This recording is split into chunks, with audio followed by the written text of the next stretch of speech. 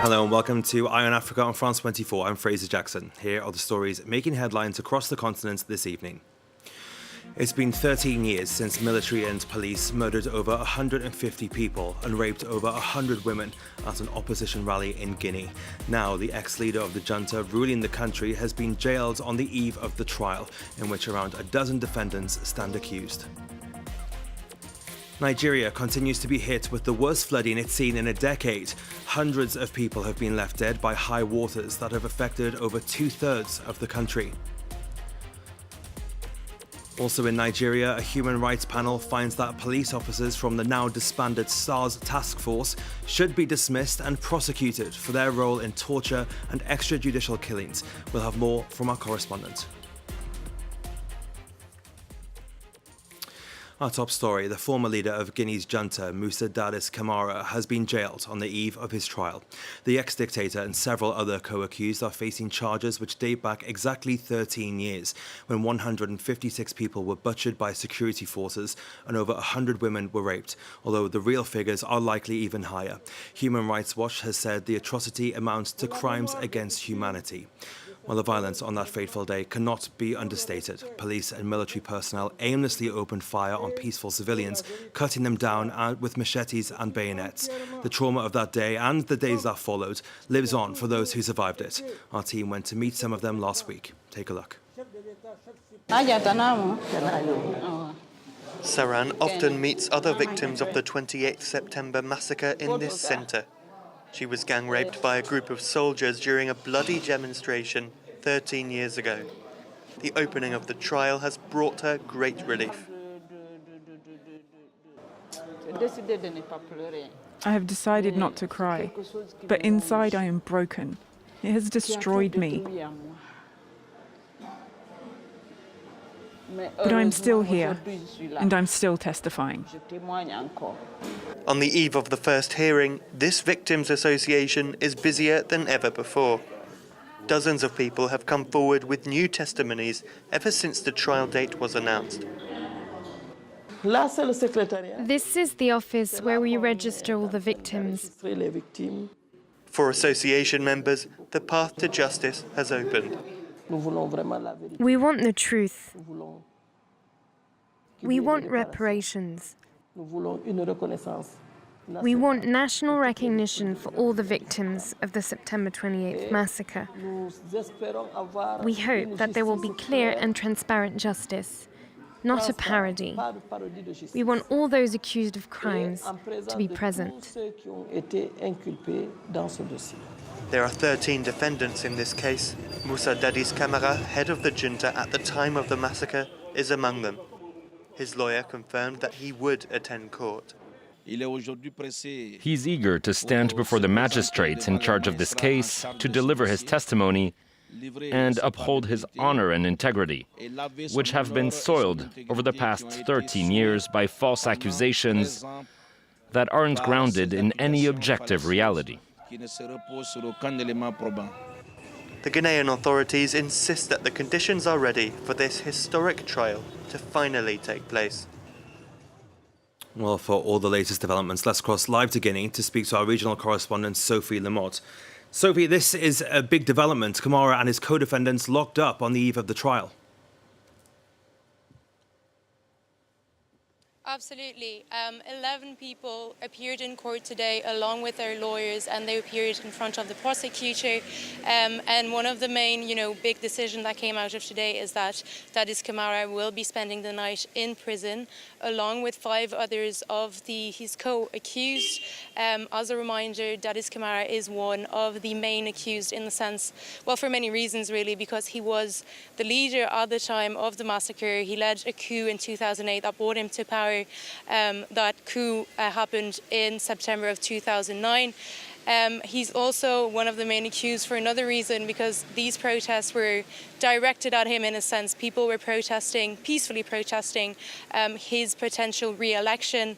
In terms of what this means for the rest of the trial, his lawyer obviously said that this was unlawful and unfair. But the representative for the Justice Minister said that this was completely in line and actually quite a common common appearance to see that people who are accused of such serious crimes do spend some time in prison. And also it serves to put everybody on the same sort of benchmark, as 5 of the accused were already incarcerated before. Now adding Camara and the 5 others, that's the 11 accused being in prison. They will all be appearing tomorrow, and they will all have spent some time in prison before appearing. Okay, well, thank you for that update. Sophie Lamotte joining us live there from Guinea. Well, 13 years on, Amnesty International is calling upon the military junta ruling Guinea to do more to protect women from violence. They want a revision of the country's definition of rape to reflect an absence of consent rather than the use of violence or coercion. Our regional correspondent Sam Bradpeace has more. In 2021, law enforcement agencies in Guinea recorded more than 400 instances of rape, mostly perpetrated against minors, some of which were under the age of 13.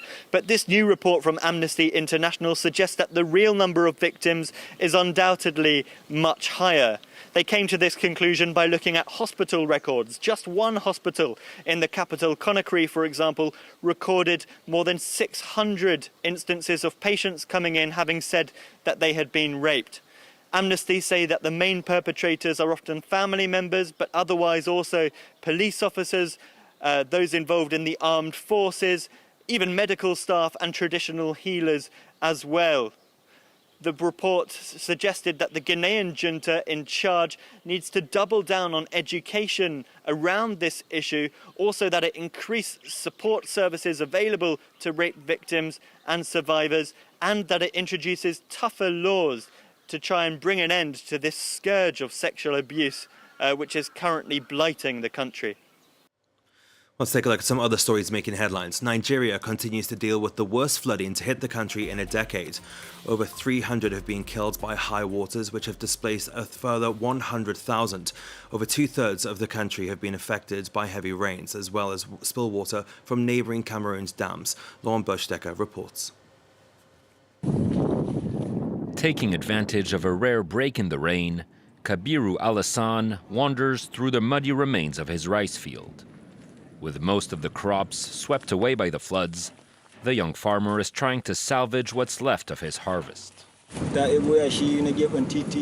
floods washed away sand from the roads, and our fields are covered in it. We're trying to harvest what little we can.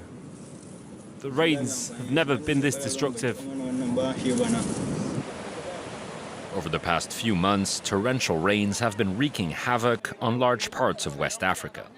Entire harvests were destroyed by floods, threatening to worsen food insecurity in a region already struggling with poverty and rising costs. One of the most affected countries, Nigeria has lost thousands of hectares to the flooding, while large deposits of sand and asphalt have rendered the soil infertile, making it impossible to replant crops. Left to their own devices, local farmers are calling on authorities to step in and come to their aid.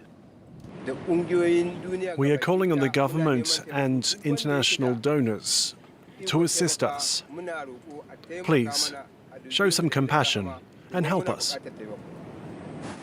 In northern Nigeria alone, floods have killed more than 300 people and forcefully displaced 100,000 others this year, making it the country's worst and deadliest rainy season in nearly a decade.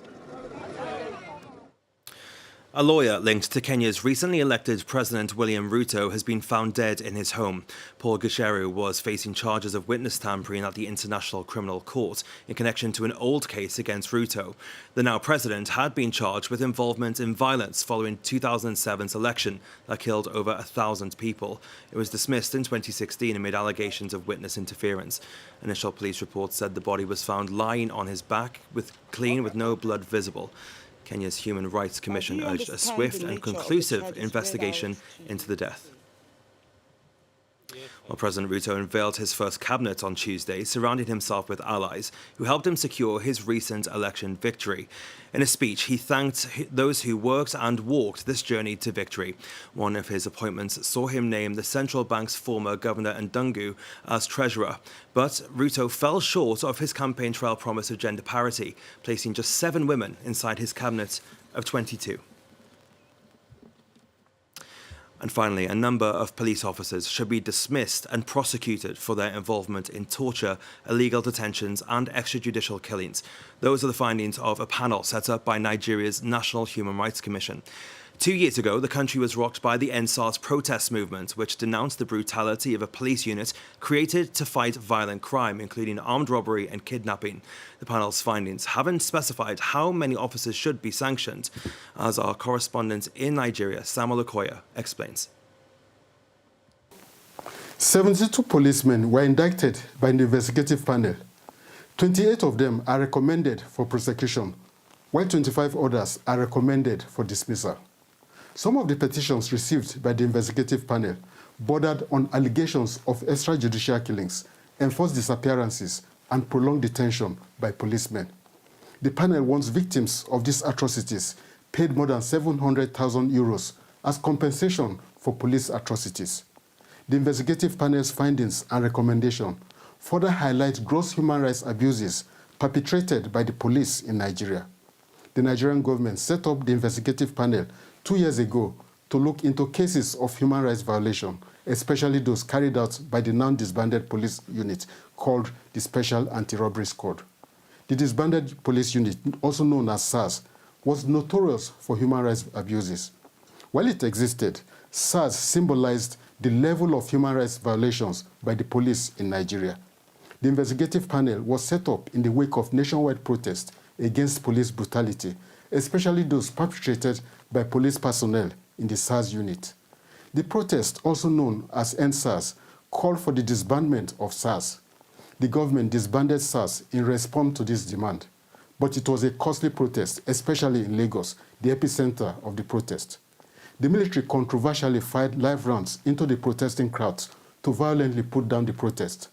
Several people were killed or injured during the military action.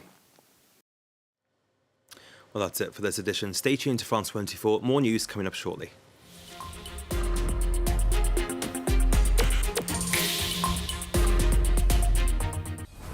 In September 2002, on a regular weekly trip from Senegal's capital Dakar to Ziguinchor in Casamance, the Joola ferry capsizes under the weight of too many passengers.